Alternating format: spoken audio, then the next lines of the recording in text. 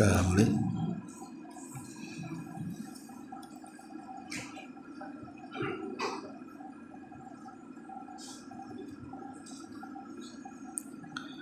Bismillahirrahmanirrahim.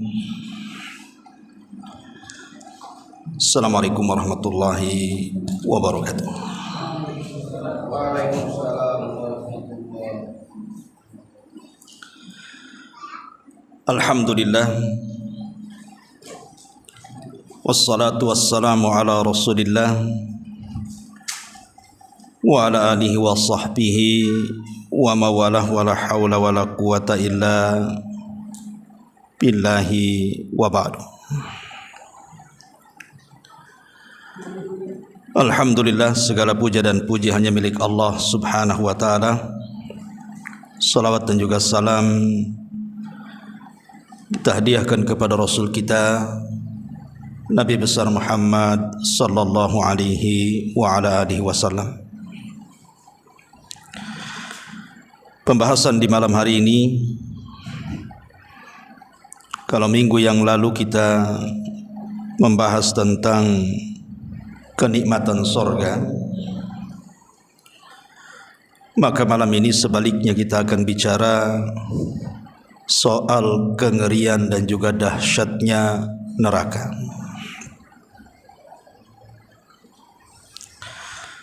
Ma'asyiral muslimin wal muslimat rahimani wa rahimakumullah. Bicara neraka adalah bicara tentang rukun iman. Karena di antara rukun iman adalah iman dengan hari akhir. Salah satunya beriman dengan neraka. Dalam sebuah hadis Nabi SAW mengatakan khuffatil jannah bil makari wa khuffatin nar bis syahwat. Sorga itu dikelilingi dengan perkara-perkara yang dibenci manusia, tapi neraka itu justru dikelilingi dengan perkara-perkara yang disukai manusia. Makanya orang masuk neraka itu tidak perlu belajar, tapi masuk sorga itu harus belajar. Masuk neraka itu tidak perlu belajar, cukup maksiat saja, nanti Allah masukkan ke neraka.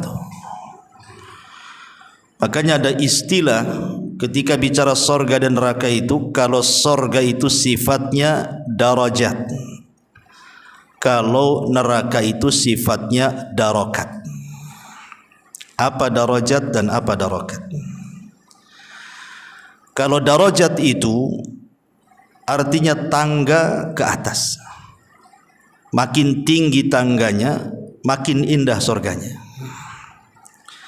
Tapi kalau neraka itu darokat, tangga ke bawah, makin bawah nerakanya makin dahsyat kengeriannya. Ma'asyiral muslimin yang dimuliakan Allah subhanahu wa ta'ala, ketika Allah subhanahu wa ta'ala menciptakan sorga dan neraka, sebagaimana diriwayatkan di dalam beberapa riwayat, di antaranya Imam Muslim dan yang lainnya, jadi Allah memerintahkan Jibril untuk melihat sorga. Maka Jibril pun kemudian berangkat ke sorga. Setelah melihat keindahannya, maka Jibril datang menghadap Allah dan mengatakan, "Ya Rabb, kalau seluruh manusia tahu tentang keindahan sorga, tidak ada manusia kecuali pasti ingin masuk sorga." Akhirnya Allah subhanahu wa ta'ala mulai memagari sorga itu dengan perkara-perkara yang dibenci oleh manusia. Setelah itu Allah perintahkan Jibril kembali melihat sorga. Rupanya sudah dikelilingi dengan perkara-perkara yang dibenci manusia. Kata Jibril, "Ya Rabb, kalau sorga seperti ini tidak ada orang mau masuk sorga." Kemudian Allah subhanahu wa ta'ala memerintahkan Jibril untuk melihat neraka.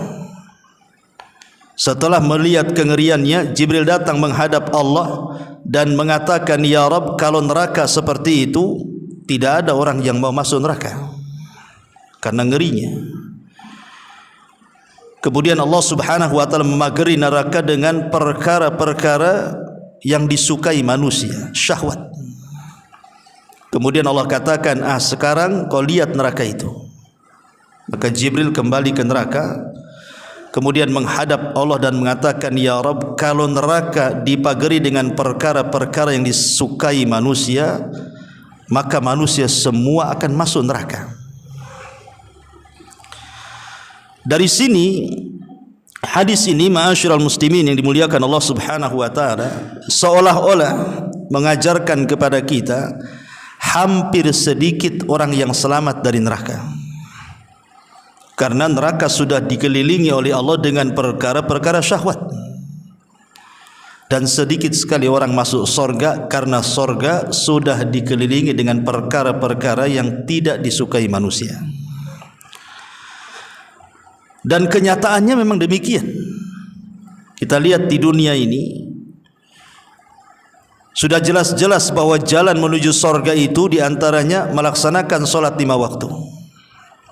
Pertanyaannya, dari orang-orang yang mereka mengaku Islam, berapa banyak orang yang melaksanakan sholat 5 waktu bagi laki-laki ke masjid? Sedikit. Apalagi di kampung-kampung kan begitu. Semua orang tua di masjid itu. Anak-anak mudanya kemana? Jangan di kampung, di Batam kurang lebih juga. Tapi kalau untuk perkara hura-hura, buat aja konser musik, undang artis dari Jakarta, nggak diundang pun datang. Celakanya paling depan pula dia. Kalau urusan-urusan yang seperti itu nggak diundang pun datang. Itulah menunjukkan bahwa neraka itu dikelilingi dengan perkara syahwat dan sorga itu dikelilingi dengan perkara-perkara yang dibenci. Aneh gitu ya. Padahal sorga itu sudah dijelaskan kenikmatannya dalam Al-Quran, dalam hadis Nabi, masih kurang tertarik pula manusia. Dan neraka pula sudah dijelaskan kengeriannya dan azabnya, kok mau masuk pula? Bahkan ada yang sesumbar pula, "Nggak apa-apa saya masuk neraka, biar ketemu artis-artis Hollywood," katanya. Lah, ada pula ngomong-ngomong kayak gini nih. Dia nggak tahu bahwa dicelupkan sekali neraka itu menghilangkan kenikmatan satu dunia. Ma'asyiral muslimin yang dimuliakan Allah Subhanahu wa taala, yang jelas pada akhirnya apabila manusia sudah diselesaikan semuanya oleh Allah Subhanahu wa taala, maksudnya diselesaikan hisabnya, maka manusia itu di akhirat itu cuman terbagi 2 kelompok saja. Manusia itu hanya terbagi 2 kelompok saja. Kelompok yang pertama yang disebut dengan ashabul jannah, dan yang kelompok kedua disebut ashabun nar. Itu akhir perjalanan manusia. Makanya Umar bin Abdul Aziz rahimahullahu ta'ala, seorang khalifah yang sangat-sangat adil sekali. Kalau kita mengupas biografinya, Umar bin Abdul Aziz itu luar biasa. Berkuasa 2 tahun, tetapi tidak ada orang miskin di negaranya. Saking hebatnya itu aturan yang digunakan Umar bin Abdul Aziz itu. Memberlakukan zakat dan menghapuskan pajak. Kemudian memberantas para koruptor. 2 tahun berkuasa, tidak ada orang miskin di negaranya. Itulah Umar bin Abdul Aziz. Harusnya contoh para pemimpin-pemimpin negeri itu, sekali-kali bacalah sirah para ulama, para pemimpin dunia yang pernah menguasai dunia dengan kesuksesannya, seperti Umar bin Abdul Aziz. Tetapi walaupun demikian, Umar bin Abdul Aziz ini walaupun bergelimang dengan kekuasaan, tetapi dia orang yang paling takut dengan neraka. Makanya saat detik-detik wafatnya, di saat detik-detik sakit parahnya Umar bin Abdul Aziz ini, dia minta dipapah ke kuburan. kemudian minta digalikan kuburan untuk dia, pada belum mati itu. Hanya minta digalikan liang lahat supaya dia menyaksikan liang lahat untuk dirinya. Setelah kemudian lubang itu digali dan Umar bin Abdul Aziz melihat lubang yang disiapkan untuknya, tiba-tiba dia menangis dan menangis orang di sekitarnya. Kemudian ditanyakan, wa mayubkika ya Amiral Mukminin, apa yang membuat anda menangis wahai Amiral Mukminin? Maka Umar bin Abdul Aziz mengatakan, aku menangis karena aku tidak tahu dari kelompok mana kelak pada hari kiamat. Apakah aku termasuk kelompok min ashabin nar yang akan masuk ke dalam neraka, ataukah aku termasuk kelompok min ashabil jannah yang akan masuk ke dalam surga? Karena manusia di akhirat itu akhirnya cuma di dua tempat ini saja. Kalau enggak masuk neraka ya masuk surga, atau masuk neraka dulu baru masuk surga. Karena cuma ada dua tempat ini saja, tidak ada tempat ketiga. Makanya kenapa kemudian Allah Subhanahu wa taala dengan tegas mengatakan, faman zuhziha anin nar wa udkhilal jannah faqad faza. Siapapun yang dijauhkan dari api neraka dan dimasukkan ke dalam surga, itulah kesuksesan yang sesungguhnya. Orang di dunia ini salah pengertian. Orang sukses itu kalau kaya, orang sukses itu kalau sudah menjadi pejabat pemimpin, sudah menjadi pengusaha. Bukan itu barometer kesuksesan seorang muslim. Kalau kesuksesan orang kafir, ya, karena bagi orang kafir dunia ini sorga bagi mereka. Tapi bagi orang mukmin dunia ini penjara bagi mereka. Seorang mukmin memandang kesuksesan itu ketika kedua kakinya betul-betul melangkah ke dalam surga. Kalau hanya baru satu kaki, dia belum merasa aman. Makanya Abu Bakar Siddiq radhiyallahu anhu mengatakan, kalau hanya kaki kananku yang masuk surga, kaki kiriku belum melangkah ke surga, aku belum merasa aman, katanya. Sampai dua-duanya masuk surga. Dan seorang mukmin tidak akan kenyang beramal saleh sampai akhir tujuannya tercapai, masuk ke dalam surga. Ma'asyiral muslimin wal muslimat rahimani wa rahimakumullah.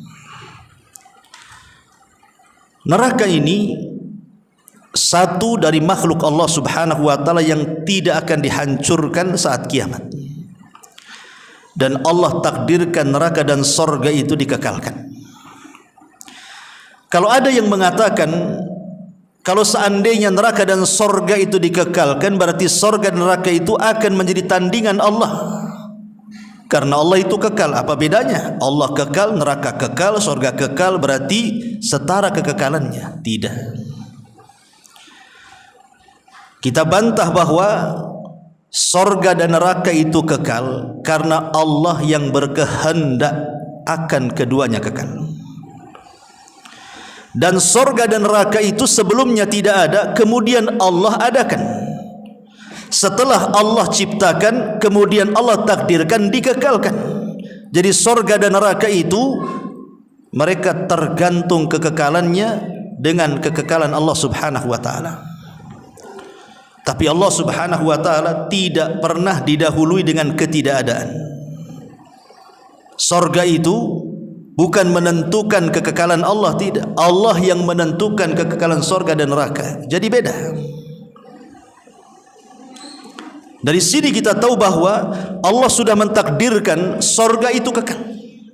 Makanya ada hadis yang mengatakan, idza dakhala ahlul jannatil jannah wa idza dakhala ahlun narin nar. Apabila penduduk surga seluruhnya sudah masuk ke dalam surga, tidak ada yang tersisa. Baik yang di neraka sudah dikeluarkan dan dimasukkan ke dalam surga.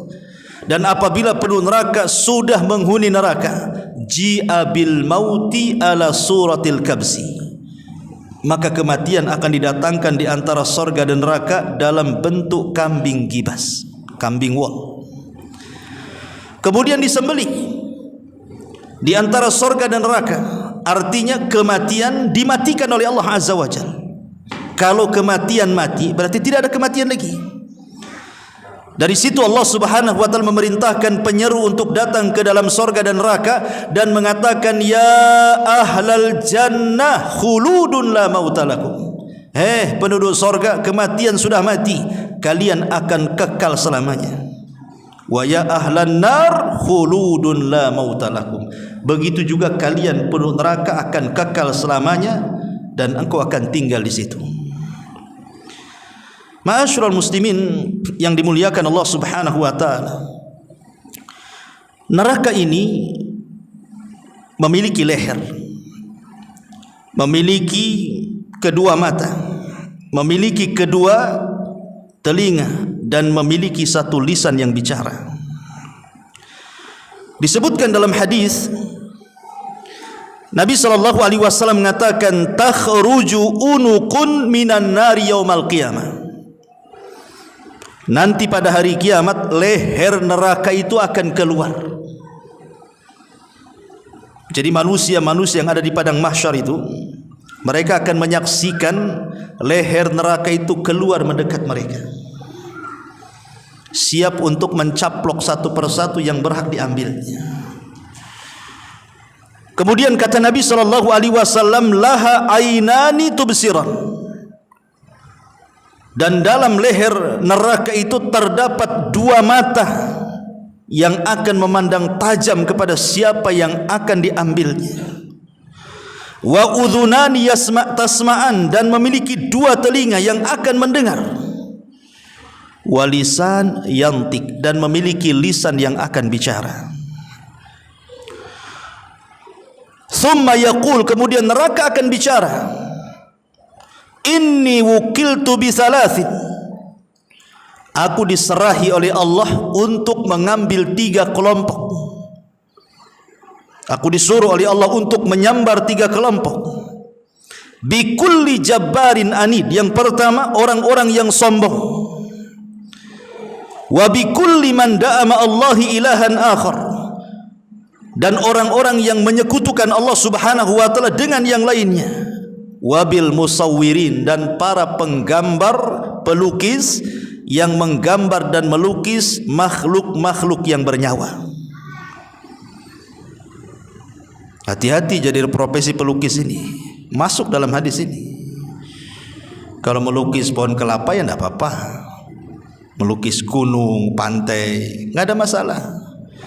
Tapi kalau yang dilukis itu adalah makhluk yang bernyawa, manusia, binatang, masuk di sini. Nih profesi pelukis, hati-hati. Ya. Walaupun ada sebagian para ulama mengatakan boleh menggambar makhluk yang bernyawa itu asal tanpa kepala. Nah, bolehlah buat gambar kambing tapi jangan pakai kepala.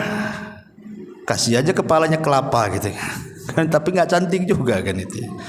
Tapi lihat bagaimana, karena nanti pada hari kiamat para penggambar ini akan disuruh menghidupkan, dan dia tidak akan mampu menghidupkan. Dan ketika tidak mampu menghidupkan, dia akan diazab oleh Allah Subhanahu wa taala, dan azabnya sangat dahsyat karena dia meniru ciptaan Allah Subhanahu wa taala.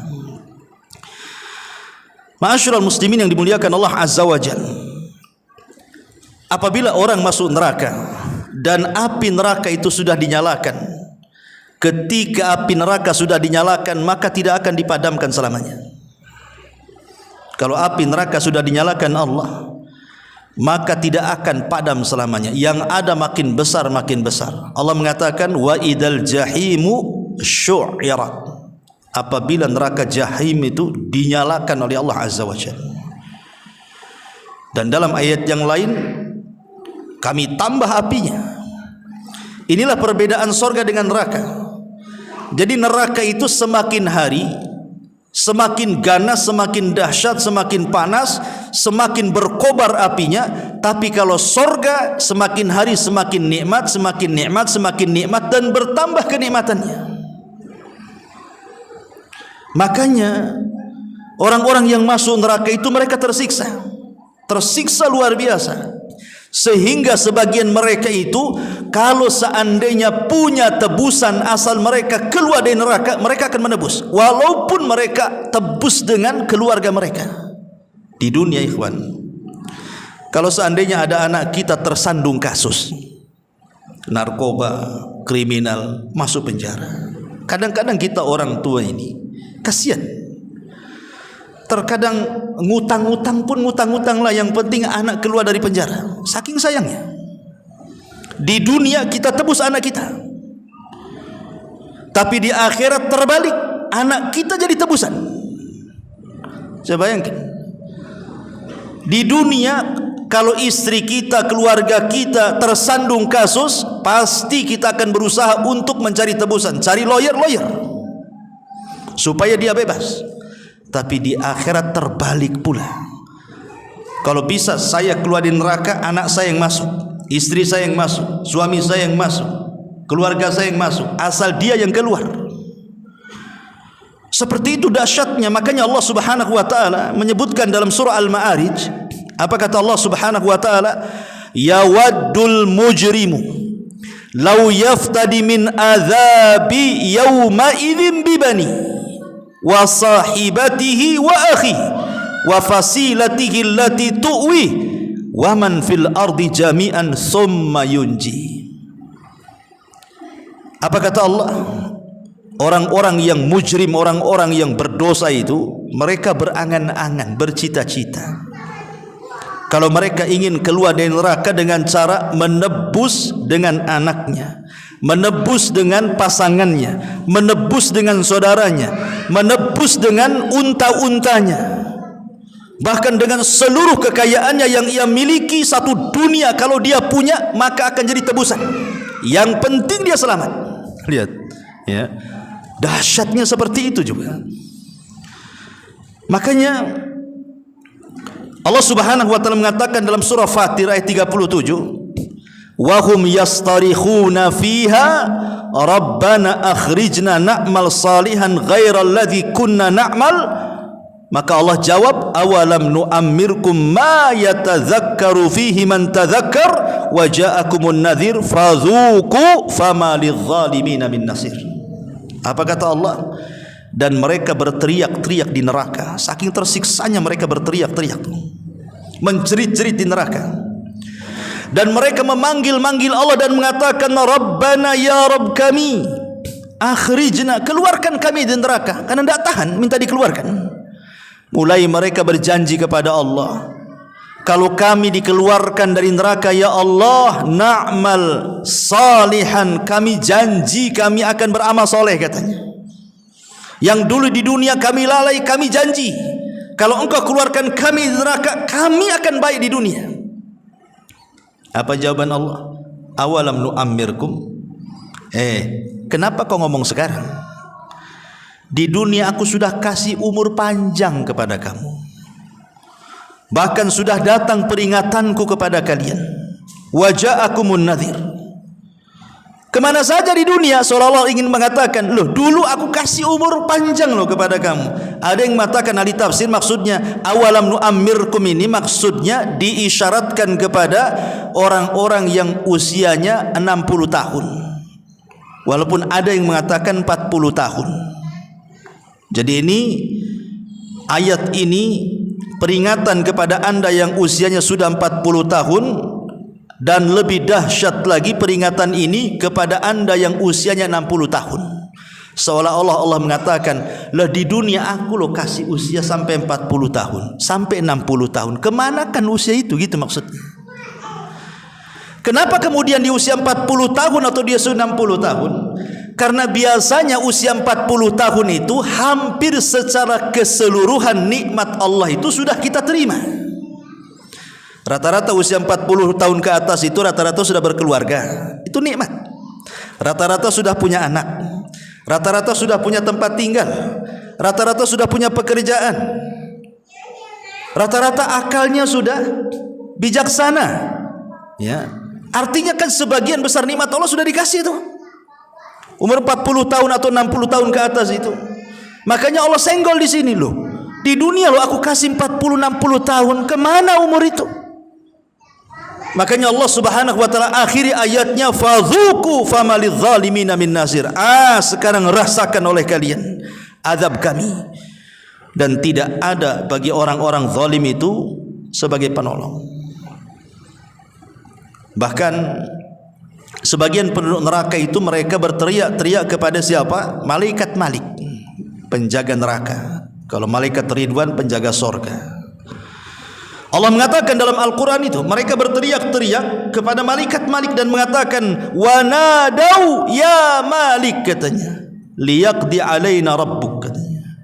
Mereka berteriak-teriak, hei Malik, biarlah Tuhanmu membunuh kami saja, katanya.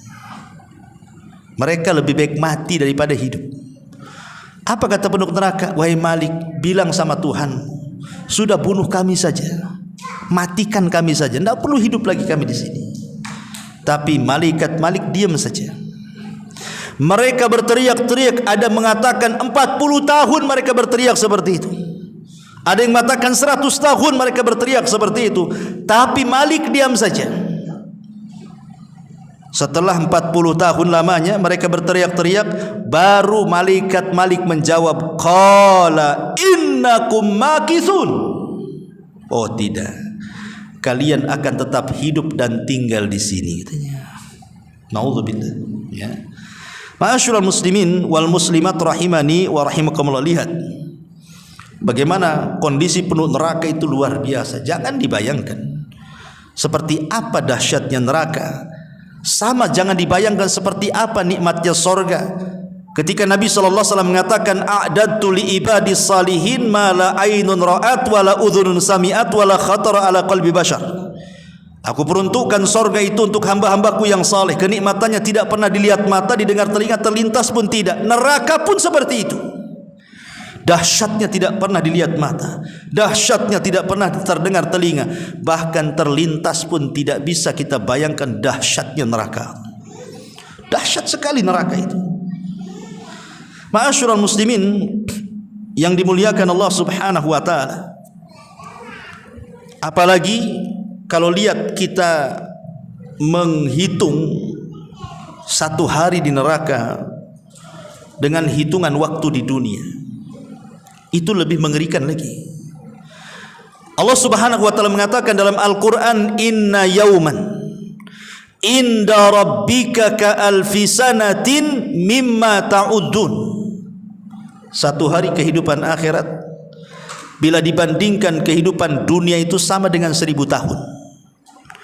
Jadi kalau seandainya Allah takdirkan, na'udzubillah lah, kita berlindung kepada Allah, mudah-mudahan kita tidak masuk neraka. Tapi kalau seseorang Allah takdirkan masuk neraka, kemudian diazab satu hari saja, berarti seolah-olah dia diazab di dunia ini 1000 tahun lamanya.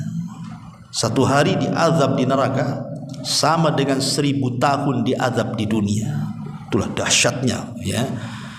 Yang demikian ini pun tidak buat takut orang juga. Kalau sudah jelas-jelas kan, kalau orang merenung neraka itu harusnya takut neraka. Baik, kita akan sedikit bicara tentang sifat-sifatnya.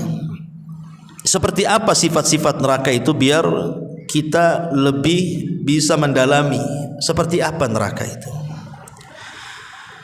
Pertama, bentuknya dulu. Dijelaskan dalam hadis, Nabi SAW mengatakan, uridat alayyan nar. Satu hari, kata Rasul, ditampakkan kepadaku neraka. Fa aqbala ilayya minha syai'un hatta dana bimakani hadha. Kemudian kata Nabi SAW, tiba-tiba kemudian sesuatu menghampiriku hingga mendekat kepada tempatku. Fa khasyitu an taghsyakum. Aku takut dia akan menutup kalian. Fakultu, dan aku katakan, ya Rabb, wa ana fihim. Ya Rabb, aku ada di tengah-tengah mereka. Fasarafaha ankum. Lalu Allah kemudian menggeser neraka itu dari kalian. Fa'adbarat kit'atan ka'annaha az-zarabi. Lalu dia neraka menghilang, tetapi sempat tampak kehadapanku, kata Rasulullah, seperti tikar yang sangat-sangat luas sekali. Ya, Nabi SAW ketika melihat neraka diibaratkan tikar yang sangat luas sekali. Karena neraka ini luasnya tidak kira-kira. Bayangkan saja matahari dan bulan. Matahari dan bulan itu nanti pada hari kiamat akan dimasukkan ke dalam neraka. Allah Subhanahu wa taala mengatakan dalam Al-Qur'an, wa jumi'at syamsu wal qamar. Kami gabungkan matahari dan bulan.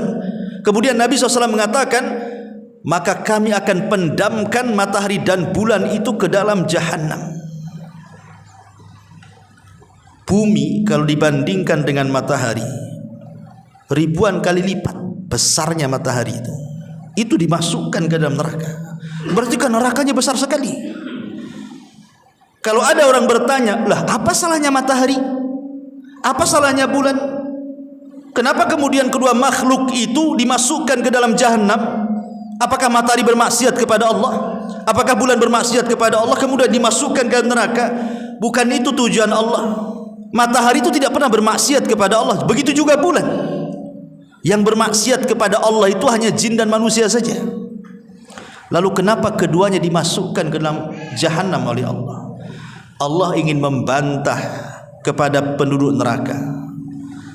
Seolah-olah Allah ingin katakan, hei orang-orang yang di neraka, siapa di antara kalian yang ketika di dunia menyembah matahari dan bulan? Sekarang matahari dan bulan pun bersama kalian di situ. Makanya Allah mengatakan, la ta'budu lisyamsi wala lil qamari wasjudu lillahi alladhi khalaqahunna in kuntum iyyahu ta'budun. La tasjudu lisyamsi wala lil qamar. Jangan sujud kalian kepada matahari ataupun bulan, tapi sujudlah kepada yang menciptakan keduanya. Karena nanti pada hari kiamat makhluk yang kalian sujud itu dimasukkan juga ke dalam neraka. Berarti keduanya bukan Tuhan, kalian salah nyembah.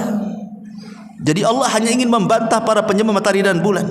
Karena di dunia ini masih banyak orang yang menyembah matahari dan bulan. Sejak zaman Nabi Ibrahim sampai sekarang. Nabi Ibrahim pernah datang kepada anak-anak muda para penyembah bintang, bulan dan matahari dan mengatakan, oh jangan-jangan bintang Tuhan saya, jangan-jangan bulan Tuhan saya, jangan-jangan matahari bulan saya. Namanya makhluk itu kadang muncul kadang tenggelam. Kata Ibrahim, aku gak suka lah Tuhan muncul tenggelam kayak gini, dan aku berlepas dari kesyirikan kalian. Rupanya bukan hanya di zaman Nabi Ibrahim saja para penyembah matahari dan bulan, sampai sekarang ada. Kita lihat kan, ada orang yang kadang-kadang bawa lidi pagi-pagi itu ditengokin ke matahari, gitu ya. Nanti sore pakai lidi lagi.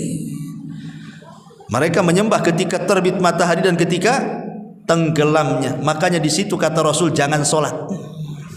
Jangan sholat ketika matahari terbit dan ketika matahari tenggelam, karena disitulah muncul dua tanduk setan. Kalau ingin sholat matahari terbit, biarkan meninggi satu tombak ke atas. Disitulah boleh kita sholat syuruk namanya. Yang kata Nabi SAW, kalau kita sholat subuh tidak beranjak dari tempatnya, kita zikir dan baca Quran sampai matahari terbit, biarkan dia meninggi satu tombak, lakukan 2 rakaat syuruk, maka pahalanya sama dengan haji dan umrah secara sempurna. Karena kita tidak boleh menyembah matahari dan bulan itu. Biarkan dia meninggi dulu. Karena kalau kita sholat di waktu matahari terbit, berarti kita sama sholat di waktu dengan para penyembah matahari. Biarkan mereka nyembah. Kita bukan menyembah mereka, kita menyembah Allah Subhanahu wa ta'ala. Jadi bentuk neraka kata Rasul seperti tikar yang luas. Kemudian juga bagaimana kedalamannya. Nabi SAW pernah duduk-duduk dengan para sahabat. Tiba-tiba ada suara menggelegar, dar gitu ya. Jadi Nabi SAW bertanya kepada para sahabat, kalian dengar suara itu? Kata sahabat, kami dengar wahai Rasul. Tahukah kalian suara apa itu? Sahabat mengatakan, Allah wa Rasuluh alam, kami tidak tahu wahai Rasul, Allah dan Rasul yang tahu. Maka Nabi SAW mengatakan, hadza hajarun rumiya bihi fin nari mundu sab'ina kharifah falahu yahwi fin naril an hinan taha ila qa'riha, kata Rasul. Itu batu sebesar unta yang dilempar ke dalam jahanam. Sudah 70 tahun batu itu melayang-layang. Sekarang sudah sampai di dasarnya. Artinya kedalaman neraka itu kalau kita lempar batu sebesar unta, setelah 70 tahun baru sampai di dasar jahanam itu. Itu kedalamannya itu. Coba bayangkan kalau kita naik ke gunung saja yang sangat tinggi, jangan ke gunung lah. Pamannya ada hotel yang di Nagoya itu yang tinggi itu. Kita naik ke atas, nengok ke bawah tuh. Kalau orang tak terbiasa ketinggian, dah gemetar tuh, udah darah berhenti semua, udah takut kita. Lah gimana orang yang kemudian kepleset dari titian sirat itu kemudian masuk ke dalam neraka itu? Dia baru sampai di neraka itu 70 tahun, bayangkan. Lah itu kedalamannya itu, ngeri itu neraka itu. Ya. Kemudian juga ada pun panasnya. Nabi SAW mengatakan, narukum juz'un min sab'ina juz'an min nari jahannam. Api kalian di dunia ini itu hanya satu bagian dari panasnya api neraka yang ada dari 70 bagian. Dalam riwayat 100 bagian.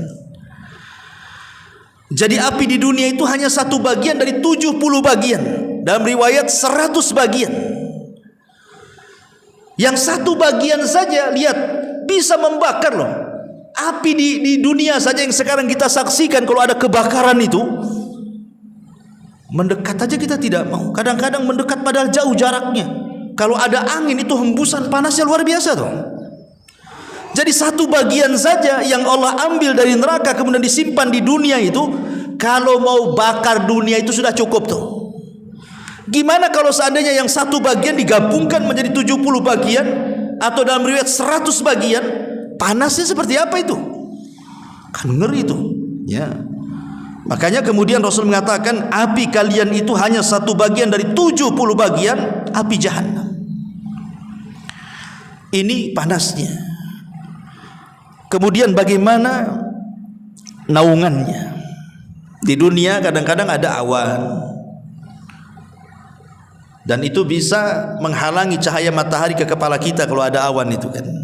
Atau mungkin ada mendung sehingga kita tidak terlampau panas matahari ke kepala kita ini. Padahal dalam teori fisika, matahari dari kepala kita itu sangat jauh. Kalau boleh dikata hanya bisa dihitung dengan kekuatan cahaya. Tetapi dengan kuasa Allah Subhanahu wa taala, Allah letakkan matahari itu di porosnya. Kalau seandainya matahari ini keluar dari porosnya, kemudian menjauh dari bumi, beku bumi. Tapi kalau matahari keluar dari porosnya, tiba-tiba mendekat ke bumi, terbakarlah bumi itu. Tapi dengan kekuasaan Allah, Allah tempel di tempat yang pas, tidak terlalu panas, tidak terlalu dingin, sehingga tidak membakar bumi, tidak menjadikan beku bumi. Itulah kuasa Allah namanya. Tapi nanti pada hari kiamat, matahari di atas kepala kan. Siapa yang akan menaungi kita? Itu belum masuk neraka, baru di padang mahsyar itu. Bagaimana pula kalau masuk neraka, apa naungannya?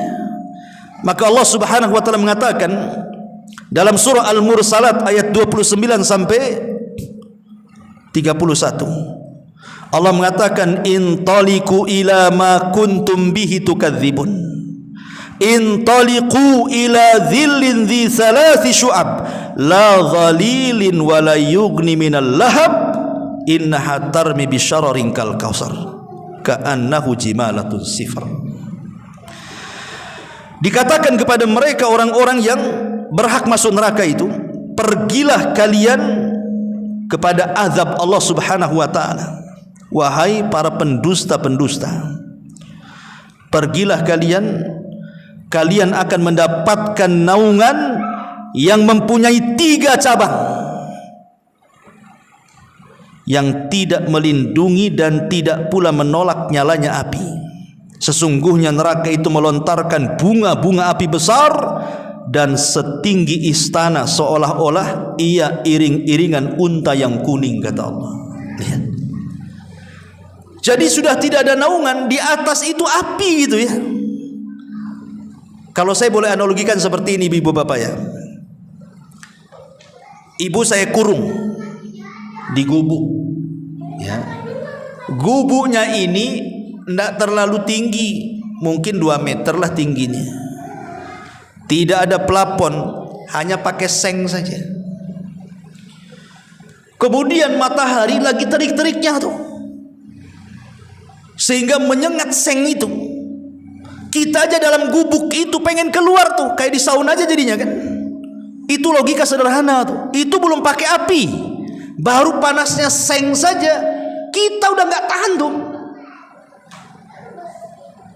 Jangan lagi cerita itu di rumah saja, kalau nggak ada AC, nggak ada kipas, dah haredang-haredang aja kita kan, maunya keluar saja. Lah ini gimana kalau seandainya naungannya bukan seng, langsung api pula di atas tuh, dan api itu sebesar-besar istana pula, kan ngeri sekali neraka ini kan. Nah itu naungannya tuh. Adapun anginnya, Allah Subhanahu wa taala mengatakan wadhillim min yahmum la baridin wala karim. Adapun anginnya yang akan bertolak itu min samumin wa hamim, akan datang angin yang sangat panas dan air panas yang mendidih, dan dalam naungan asap yang hitam, tidak sejuk dan tidak menyenangkan, kata Allah. Kalau ada angin di dunia masih enak lah kita, namanya panas dalam rumah, keluar ada angin kan enak tuh. Tapi neraka itu anginnya hawa panas, ibaratnya kita duduk di sini, di situ ada kebakaran, tiba-tiba ada angin, kemudian apinya panasnya itu menerpa kita. Seperti itulah kondisi neraka. Ya kalau kebakaran sebentar aja bisa padam, loh neraka siapa yang madamkan? Makanya saya katakan dari awal, kalau sudah dinyalakan tidak akan padam, justru nyalanya akan makin besar, makin besar, makin besar. Menakutkan neraka itu. Adapun suaranya seperti apa? Allah mengatakan dalam surah Al-Furqan ayat 12, "Idza ra'aitahum min makanin ba'id sami'u laha taghayyudan wa zafira." Apabila neraka itu melihat mereka dari tempat yang jauh, maka neraka itu akan menggeram, sehingga penduduk neraka itu mendengar geramannya dan suara nyala apinya. Dalam ayat yang lain, idza ulqu fiha sami'u laha sahiqa wa hiya tafur. Apabila mereka dilemparkan ke dalam neraka, mereka mendengar suara neraka yang sangat mengerikan, sedang neraka itu membara-bara apinya.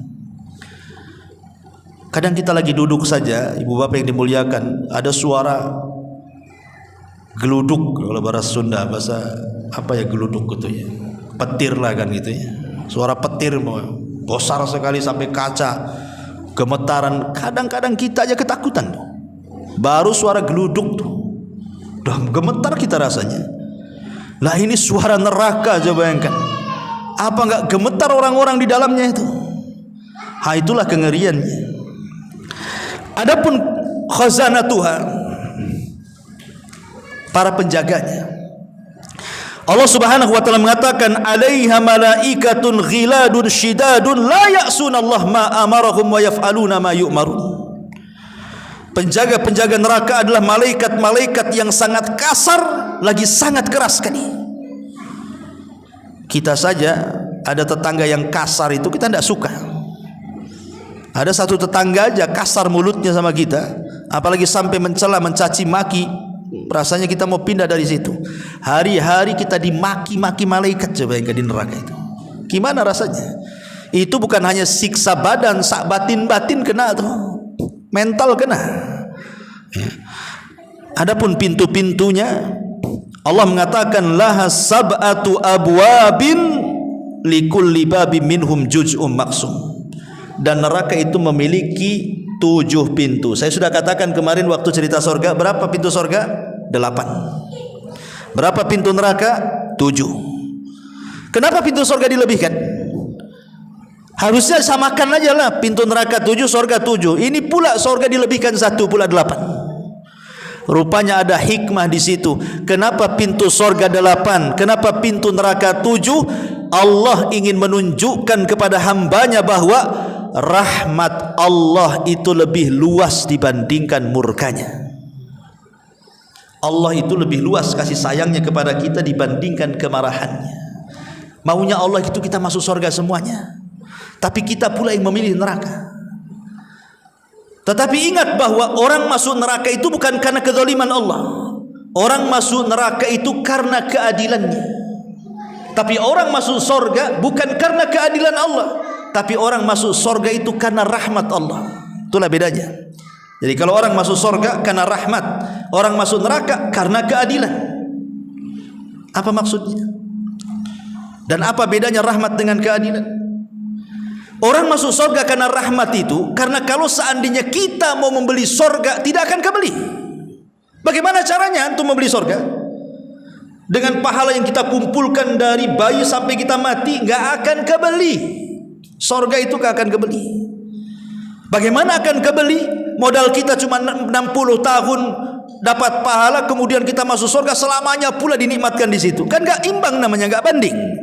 Makanya di zaman Bani Israel ada orang yang sok-sok jago karena dia tidak pernah maksiat di dunia, dia beramal soleh selama 70 tahun. Tidak pernah maksiat memang orang ini. Dia di tempat ibadahnya saja sampai mati. Tiba-tiba dipanggil oleh Allah untuk berdiri di pintu surga. Kemudian Allah mengatakan, udkhulil jannah bi rahmati, masuk kau ke dalam surga dengan rahmatku. Kata orang ini mengatakan, oh tidak bisa. Yang masuk surga karena rahmatmu ya Rabb itu kalau dia maksiat. Kemudian kau ampuni, kau berikan rahmat, masuklah dia dengan surga dengan rahmatmu. Lah akulah tidak pernah maksiat. Macam mana aku masuk surga dengan rahmatmu? Aku ingin masuk surga dengan amalanku, katanya. Kata Allah, baik. Kalau begitu berapa amalanmu? Hitung. Dihitung amalan dia sejak dia lahir sampai mati. Rupanya pahala yang ia miliki tidak sebanding dengan satu nikmat Allah saja yang Allah berikan kepada dia, berupa penglihatan. Karena dia takut tak masuk surga, akhirnya dia nyerah. Ya sudah ya Rabb, masukkan aja aku dengan rahmatmu daripada tak masuk, kan gitu. Ya.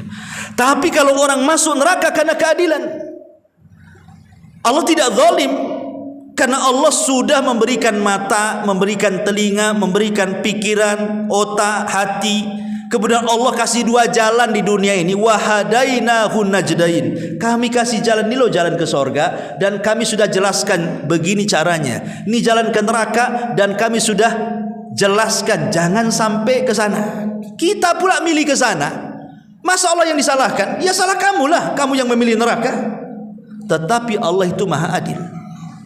Allah maha adil dengan memasukkan orang ke neraka karena keadilannya. Apa maksudnya adil di sini? Allah tidak mungkin menyiksa manusia kecuali karena dosa yang ia lakukan saja.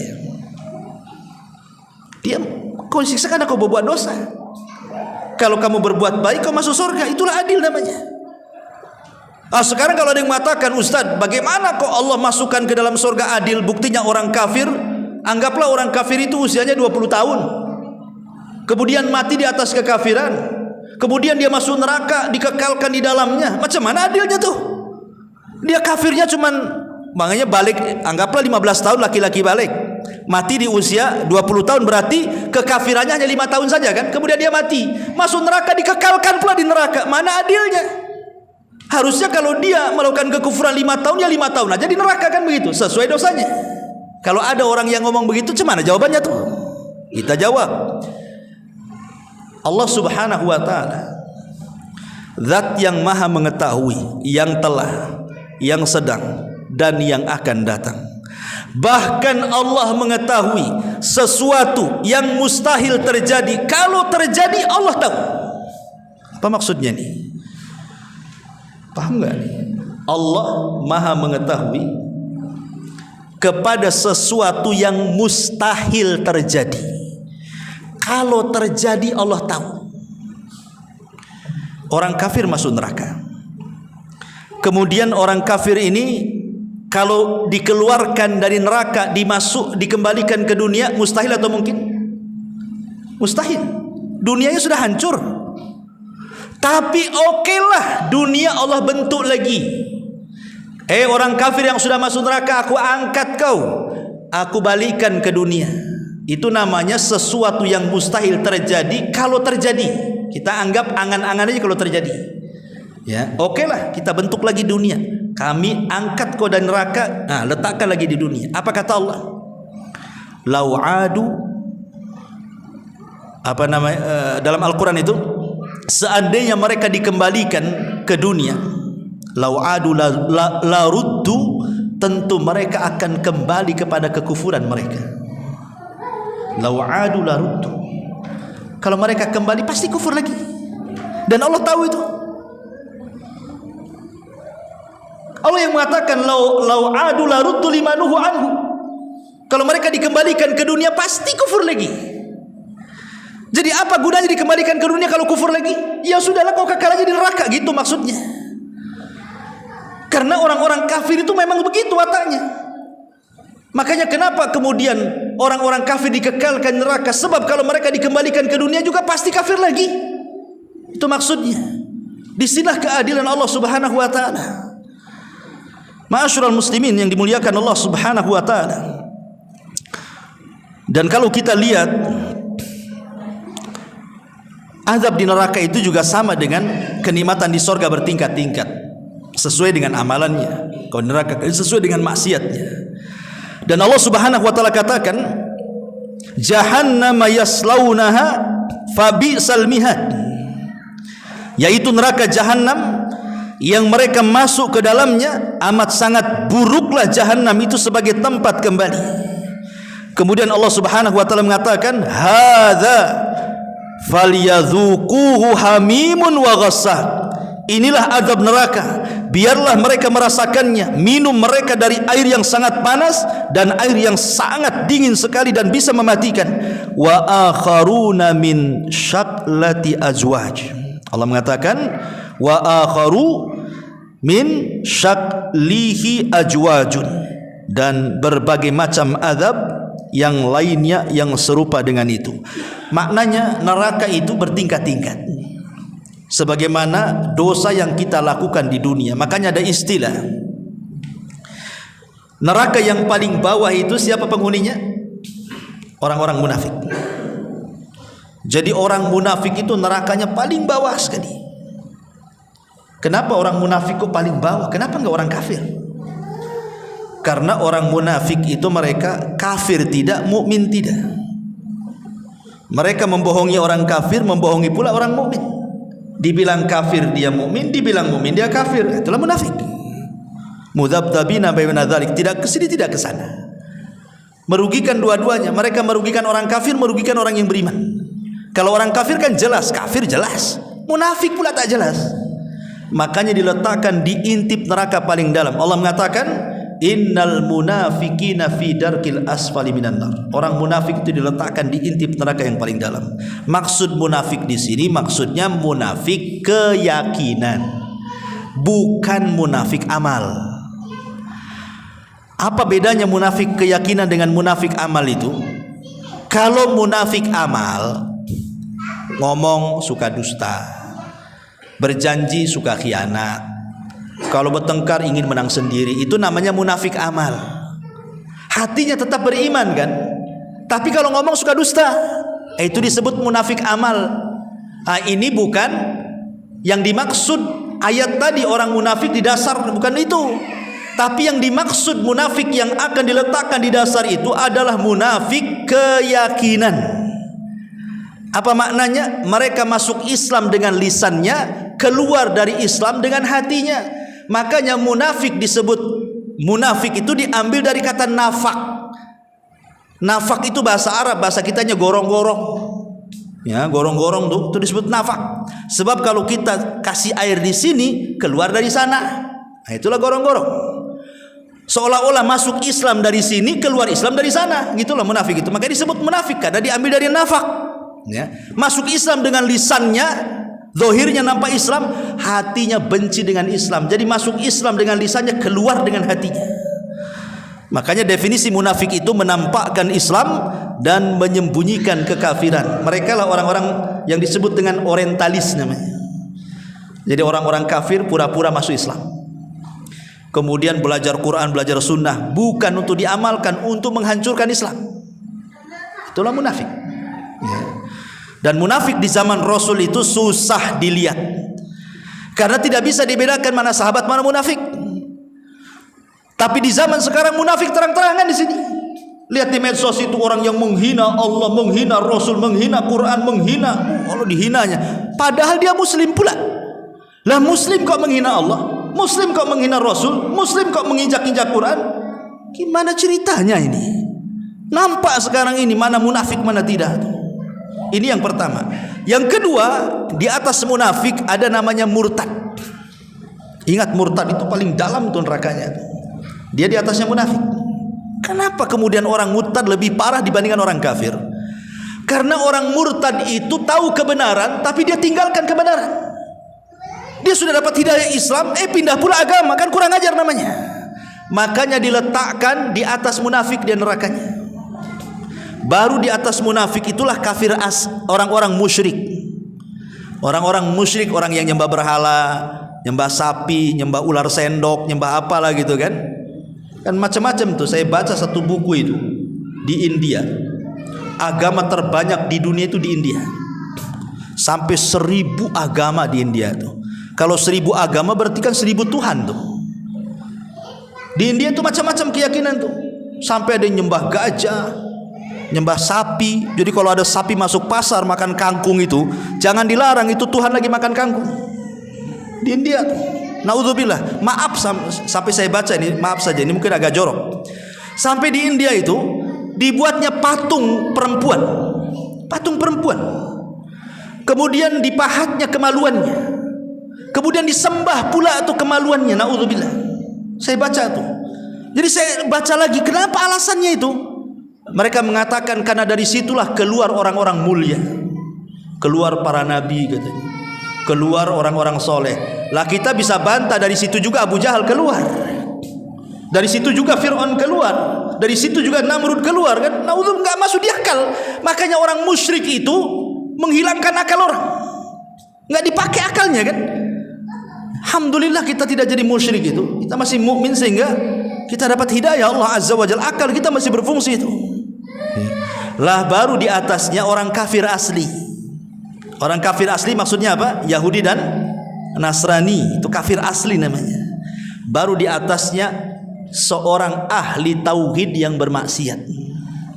Paling atas neraka itu yang disebut dengan Jahannam. Jadi neraka Jahannam itu khusus orang-orang Islam yang ahli maksiat. Mereka dimasukkan ke dalam Jahannam, tetapi mereka tidak akan dikekalkan di dalamnya sesuai dengan dosanya. Itulah paling atas neraka. Jadi paling bawah munafik, di atasnya murtad, di atasnya lagi musyrik, di atasnya lagi kafir asli, di atasnya lagi bari mukmin yang bermaksiat tuh. Tuh ngeri itu kan. Itulah tingkatan-tingkatan neraka kata para ulama. Ma'asyiral muslimin yang dimuliakan Allah Subhanahu wa taala. Disebutkan dalam sebuah ayat, inna a'tadna lidh-dhalimina naran ahata bihim suradikuha wa iyastaghitsu yughatsu bima'in kalmuhli yashwil wujuh bi'sasy syarab wa sa'at murtafaqa. Sesungguhnya kami telah sediakan bagi orang-orang zalim itu neraka yang gejolaknya mengepung mereka, dan jika mereka meminta minum niscaya mereka akan diberi minum dengan air seperti besi yang mendidih yang menghanguskan muka-muka mereka. Itulah minuman yang paling buruk dan tempat istirahat yang paling jelek. Hasan Al-Basri rahimahullahu taala, satu hari dia sedang mengajar seperti ini. Imam Hasan Al-Basri itu seorang ulama tabi'in, generasi kedua setelah para sahabat. Jadi ada murid-muridnya datang membawa air mineral kayak gini lah. Air mineral. Ini Israel apa Palestina? Ini Palestina. Jadi ada murid-muridnya, dia bawa air mineral, air bersih, dan dikatakan silahkan wahai imam, minumlah.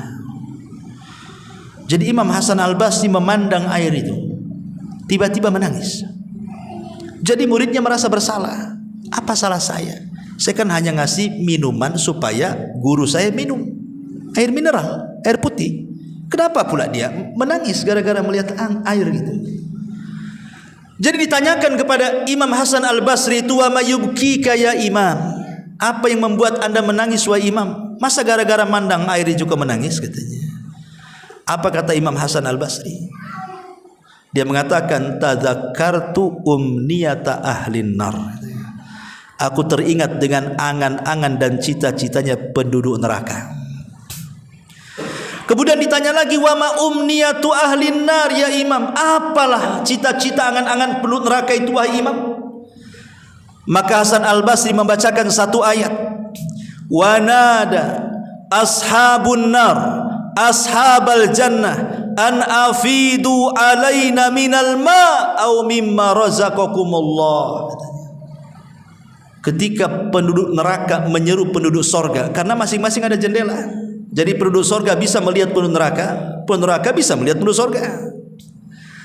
Jadi penduduk neraka ini memanggil-manggil penduduk sorga itu, wahai penduduk sorga, afidu alaina minal ma, bisa enggak kau hantarkan untukku, untuk kami, walaupun setetes air yang ada di sorga kepada kami di sini, atau makanan yang Allah rizkikan kepada kalian. Apa jawaban penduduk sorga? Innallaha harramahuma alal kafirin ma'ab. Allah haramkan keduanya bagi orang kafir.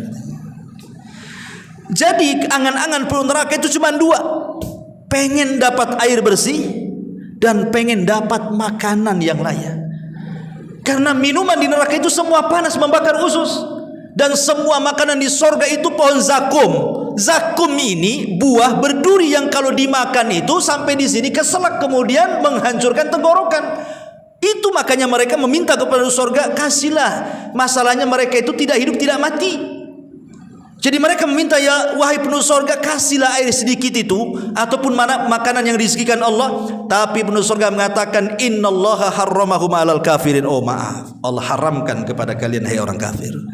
Maka selamanya mereka akan makan dari nanah dan darahnya penduduk neraka yang sangat mendidih itu, naudzubillah.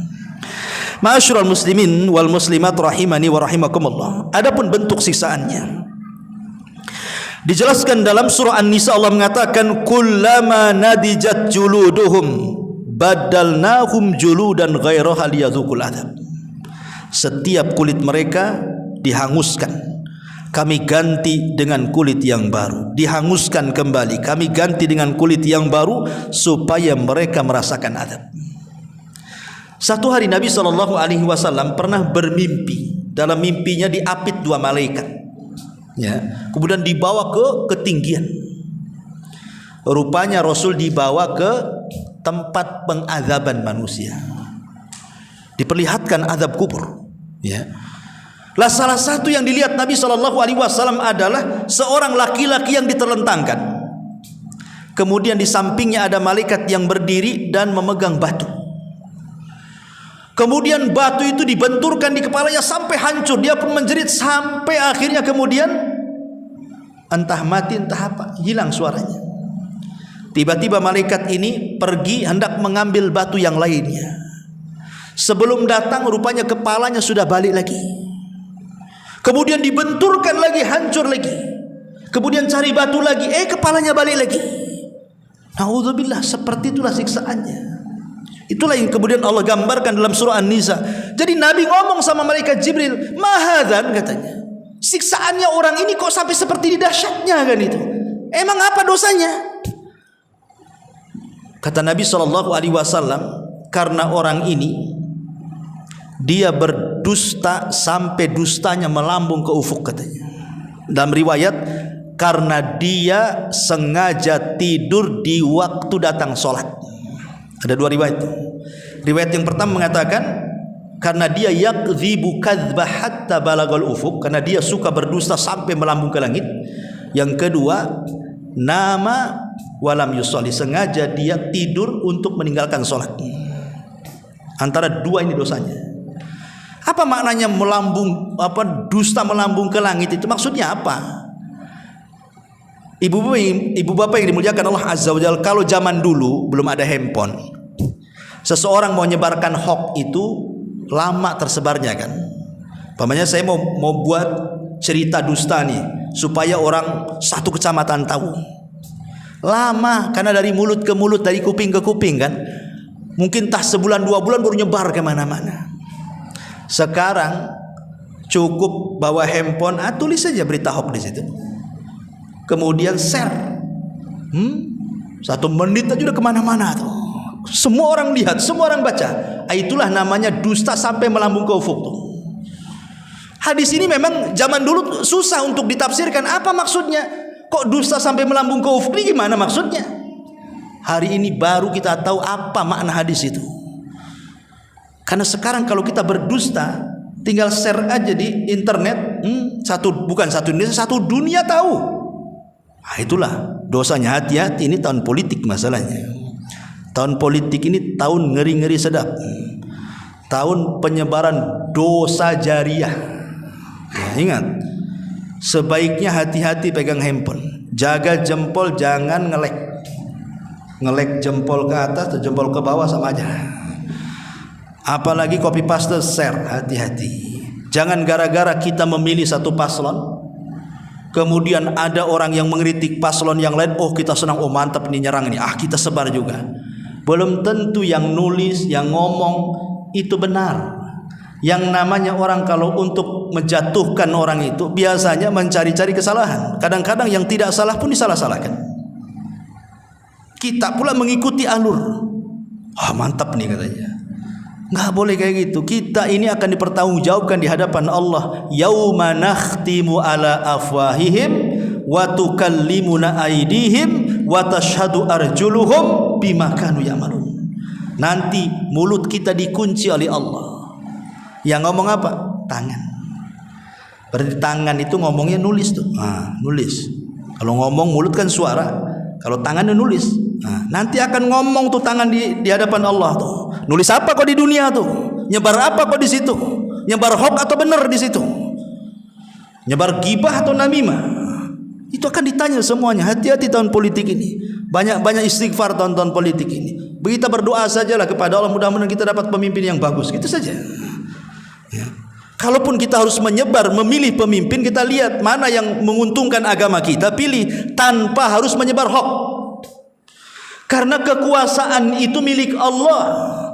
Kalau memang sudah dicatat di Lauhil Mahfudz si fulan jadi pemimpin, mau dikeroyok satu dunia saja menjelek-jelekan dia. Kalau memang takdirnya jadi pemimpin, jadi pemimpin.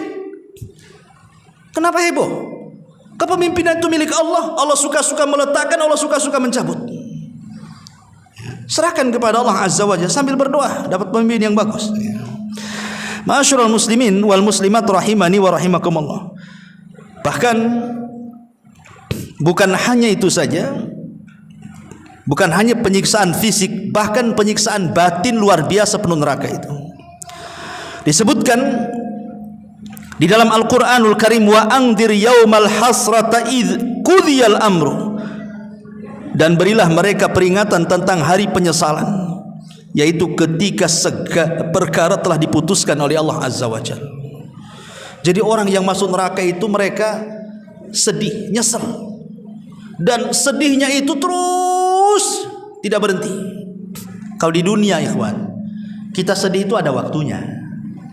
Mungkin sehari 2 hari sedih, nanti 3 harinya ketawa, kan itu ya. Di dunia itu tidak ada yang kekal. Nggak mungkin sedih terus seumur hidup, nggak mungkin tertawa terus seumur hidup. Kalau tertawa seumur hidup orang gila atau namanya ya. Pasti ada waktunya. Tapi orang masuk neraka itu sedihnya terus sampai kapan tuh ya, nggak berhenti-berhenti sedihnya. Dan itu siksaan batin namanya. Siksaan batin lebih sakit kan dibandingkan siksaan fisik gitu. Ma'asyiral muslimin wal muslimat rahimani wa rahimakumullah. Kemudian juga di antara ayatnya Allah mengatakan innakum wa ma ta'buduna min dunillah hasabu jahannam antum laha waridun. Sesungguhnya kamu dan apa yang kamu sembah selain Allah adalah umpan jahanam dan kamu pasti akan masuk ke dalamnya. Dan banyak lagi kalau kita cerita tentang sifat-sifat neraka, bagaimana makanan pun neraka yang Rasul katakan kalau seandainya setetes getah zakum dibawa ke dunia. Zakum itu pohon di neraka.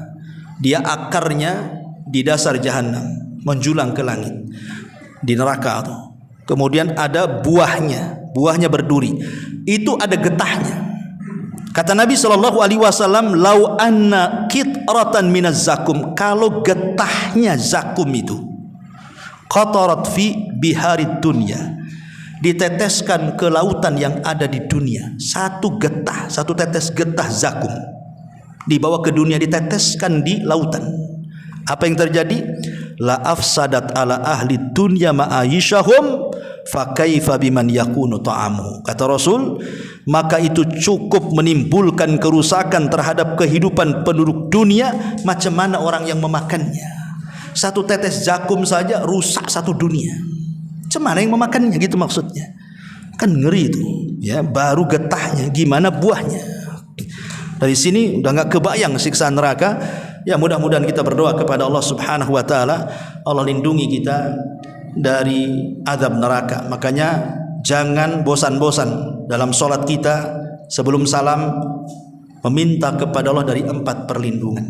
Allahumma inni a'udzubika min adzabi jahannam wa min adzabil qabri wa min fitnatil mahya wal mamat wa min syarri fitnatil masihi dajjal. Sebelum salam kita meminta kepada Allah 4 perlindungan. Salah satunya dari azab jahannam.